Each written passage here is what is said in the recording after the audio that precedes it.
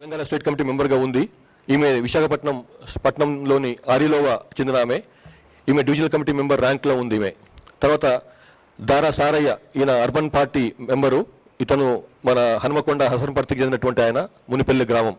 వీళ్ళందరూ కూడా సరెండర్ అయినారు ఇప్పుడు వాళ్ళ పోలీసులకు. తర్వాత వీళ్ళు సరెండర్ కావటమే కాకుండా వీళ్ళతో పాటుగా పెద్ద ఎత్తున అధునాతనమైన ఆయుధాలను కూడా తీసుకొచ్చిండ్రు. ఇందులో 2 LMGs ఉన్నాయి.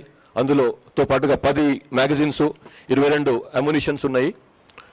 అట్లాగే కోల్ట్ రైఫిల్, అమెరికాలో యుఎస్లో తయారైనటువంటి కోల్ట్ రైఫిల్ కూడా ఉంది. అందులో ఒక రైఫిల్, 4 మ్యాగజైన్స్తో పాటుగా 78 రౌండ్స్ కూడా ఉన్నాయి. అట్లాగే టెవోర్ CQB వెపన్, ఇజ్రాయెల్ మేడ్. అది క్లోజ్ క్వార్టర్స్ బ్యాటిల్ చెందినటువంటి ఉపయోగించేటువంటి వెపన్. అది టెవోర్ వెపన్, ఇజ్రాయెల్ మేడ్. అది ఒకటి దొరికింది అందులో. దాంతో పాటుగా 4 మ్యాగజైన్స్ కూడా తీసుకొచ్చిండ్రు. అట్లాగే 8 AK-47s, 27 మ్యాగజైన్స్, 738 రౌండ్స్తో పాటుగా 8 AK-47 వెపన్స్ కూడా దొరికినాయి. ఇది ఇంత పెద్ద ఎత్తున దొరకడం చాలా తక్కువ, చాలా అరుదు. 8 AK-47s లభించినాయి, వీళ్ళతో పాటుగా వచ్చినాయి. ఇన్సాస్ వెపన్స్ 10, అందులో 28 మ్యాగజైన్స్, 701 రౌండ్స్. అట్లాగే SLR 8 weapons, 20 magazines and 509 rounds.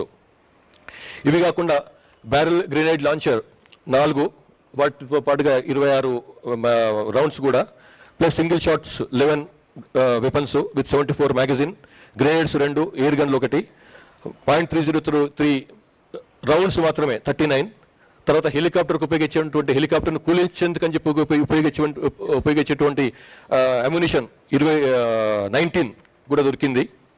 ఈ విధంగా మొత్తం 48 వెపన్స్, 48 వెపన్లు, ఆయుధాలు, 93 మ్యాగజైన్స్, ప్లస్ 2206 అమ్యునిషన్ రౌండ్స్ కూడా లభించినాయి. తీసుకొచ్చి సరెండర్ చేసిన వాళ్ళు. మొత్తం క్యాష్ దొరికింది, సరెండర్ అయింది 20,30,000.